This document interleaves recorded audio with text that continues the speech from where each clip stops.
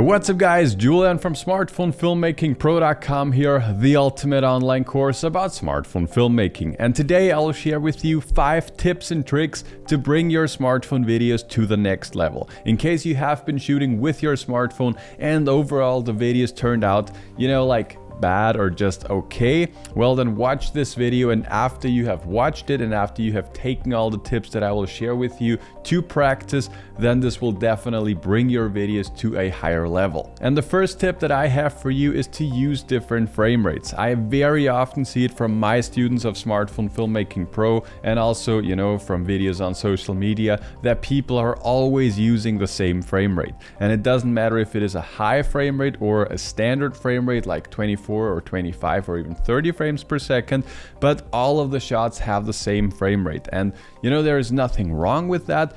But whenever you're watching professional videos, usually there are different frame rates mixed together. So for example, whenever I'm shooting a professional project for a client, I like to shoot some shots at 60 frames per second. And when there is some quick movements, then I also like to, shoot it at 24 frames per second. It always depends on the mood that you're going for and the feelings that you want to, bring to your audience. But always keep in your mind that your phone has several options, and whatever you're shooting, just use different frame rates to overall just make the video more interesting for the viewers. My go-to frame rates are 25 and 60 frames per second. So usually my timeline is a 25 frames per second timeline, and then the 60 frames per second shots, mostly I'll just slow them down to 25. That gives me awesome slow motion shots. That's my workflow. Maybe for you something else works better, but that's just how I do it. The second tip that I have for you is to use different focal lengths. And in case you have a phone that only has one lens,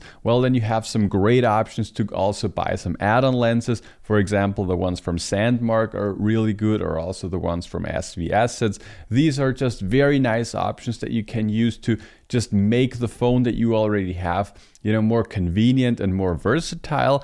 But in case you're using a newer phone like the iPhone 13 Pro or also some Android phones, it doesn't really matter. Most of them have several different lenses, and they have different lenses so that you also use them. So don't shoot everything with the ultra wide angle lens. It's pretty similar like it was with the frame rates. Don't use always 60 frames or always 30 frames. Just mix it up, and that's pretty much the same also with the lenses. And of course you can also use add-on lenses with these phones that I just showed you that already have several different lenses, because then you can get even more creative. My personal favorite add-on lenses are the anamorphic lens, the TELE lens, and the wide angle lens. These are my go-to lenses, and I have linked them down below in case you want to check them out for yourself. The third tip that I have for you is to also use different camera angles. So now we have already switched up the frame rates, we have switched up the field of view. Now it's time to also mix up the camera angles. Don't just always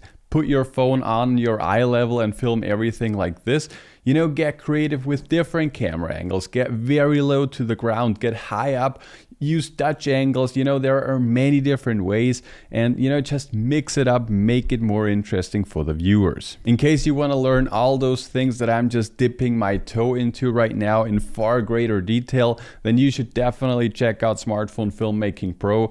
We have a totally free webinar for you guys where I share the top 5 secrets to shooting cinematic videos, and inside of the course we have over 130 videos, well over 13 hours of super high valuable content. And there I explain everything that like I said, I'm just dipping my toe into right now in far greater detail so that you can follow along even better. So in case you're interested, there is a link down below where you can sign up for free. But now let's come to the fourth tip, and that is to use natural lighting to your advantage. I know, I get it, whenever you're shooting, especially with smartphones, getting great lighting can be pretty difficult, and most of the times you're not willing to spend a ton of money on professional lighting. I get that.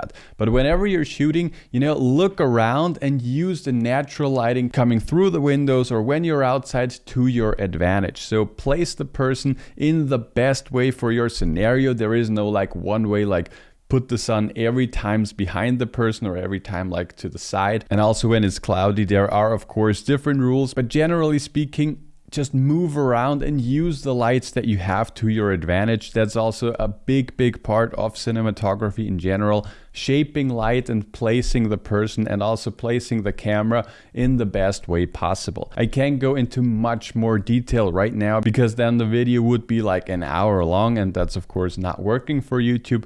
But whenever you're shooting outside, just keep in your mind that you just place the camera and the person in different ways to get the best out of your location. And the fifth and final tip for this video is to color grade your videos. I have spent so much time in the last couple of years perfecting smartphone footage, and I can tell you there is a big difference in the final outcome of your video if you're color grading your videos more or less professionally or if you don't. Having a certain look on your images can just make a very big difference in the final outcome of your video, and overall it will just make your video look far more professional compared to just leaving everything on auto, because people are used to seeing standard smartphone footage. But if you also apply a color grade and a certain look, then this automatically makes the entire image far more cinematic and also far more professional. We at Smartphone Filmmaking Pro, we have created a LUT pack that you can use as a smartphone user, and this is basically just like a drag and drop color grading filter. So depending on what look you're going for, you can just pick one of the 10 LUTs that fits your needs best,